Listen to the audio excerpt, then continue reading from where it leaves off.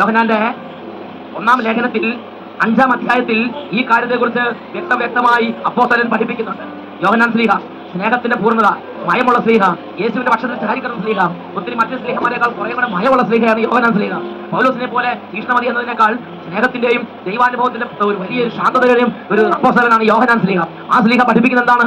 യോഹന്നാന്റെ 1-ാം ലേഖനം 5-ാം അധ്യായം 12-ാം വാക്യം വചനം പഠിപ്പിക്കുന്നു, പുത്രനെ സ്വന്തമാക്കിയവൻ ജീവൻ സ്വന്തമാക്കിയിരിക്കുന്നു.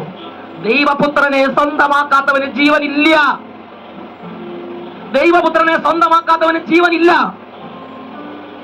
അല്ലയോ ദൈവ പൈതലേ, ഇന്നത്തെയോ ആളുകൾ, ഞാൻ യോസേപിതാവിന്റെ ആളാണ്, ഞാൻ അന്തോനി സൂണിയാളുടെ ആളാണ്, ഞാൻ മാതാവിന്റെ ആളാണ്, ഞാൻ യൂദാത്തത്രയോസിന്റെ ആളാണ്, എന്റെ എന്ത് പ്രശ്നം വന്നാലും എന്നെ എന്റെ പുണ്യാളെ കൈവിട്ടിട്ടില്ല എന്നൊക്കെ പറഞ്ഞ് ഇങ്ങനെയുള്ള കാര്യങ്ങൾക്ക് വേണ്ടി ജീവിതത്തിന്റെ ഭാഗവും സമയവും മാറ്റിവെക്കുന്നു.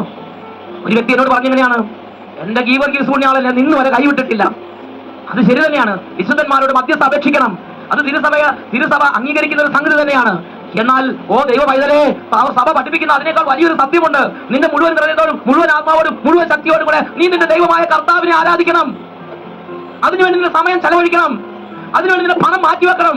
നീ ഒരാത്മാവിനെ യേശുവിലേക്ക് കൊണ്ടുവരാൻ, ഒരാത്മാവിനെ വചനം പഠിപ്പിക്കാൻ വേണ്ടി നിന്റെ സമയവും നിന്റെ പണവും നീ ചെലവഴിക്കുന്നുണ്ടോ? ഇത് പ്രസക്തമായ ഒരു പ്രശ്നമാണ്. ഇത് പ്രസക്തമായ ഒരു വിഷയമാണ്. നിന്റെ നിത്യരക്ഷയോട് ബന്ധപ്പെട്ട് കിടക്കുന്ന ഒരു വിഷയമാണിത് എന്ന് ദൈവത്തിന്റെ പരിശുദ്ധാത്മാവ് വെളിപ്പെടുത്തുന്നു. ദൈവപുത്രനെ സ്വന്തമാക്കിയവന് ജീവനുണ്ട്. ദൈവപുത്രനെ സ്വന്തമാക്കാത്തവന് ജീവൻ ഇല്ല എന്ന് വ്യക്തമായി 1 യോഹന്നാൻ 5:12 പഠിപ്പിക്കുന്നു. ഞാൻ അത് വിശ്വസിക്കുന്നു. പ്രിയപ്പെട്ട മക്കളെ, നമ്മുടെ ജീവിതത്തിൽ ഏറ്റവും പ്രധാനപ്പെട്ട സ്ഥാനം ദൈവവചനം പഠിക്കാനും, യേശുക്രിസ്തുവിനെ ആരാധിക്കാനും, യേശുക്രിസ്തുവിനെ ഹൃദയത്തിൽ രക്ഷിതാവായി പൂജിക്കാനും, യേശുക്രിസ്തുവിന്റെ വചനങ്ങളെ പ്രഘോഷിക്കാനും, മറ്റുള്ളവരെ യേശുക്രിസ്തുവിനെ കൊണ്ടുവരാനും വേണ്ടി ചെലവഴിക്കണം. We have to love Christ and his death. മറ്റെല്ലാറ്റിനേക്കാൾ ഉപരിയായി യേശുവിനെയും യേശുവിന്റെ സഭയെയും സ്നേഹിച്ച് യേശുവിന്റെ സാക്ഷിയായി ജീവിക്കുന്ന അഭിമാനം കൊള്ളുന്ന ഒരു ജീവിതത്തിന്റെ ഉടമയായി ഞാൻ നിങ്ങൾ മാറണമെന്നല്ലേ തിരുസഭ മാതാവ് ആഗ്രഹിക്കുന്നത്. Praise the Lord. Hallelujah, hallelujah. യേശുവേ സ്തോത്രം, യേശുവേ നന്ദി.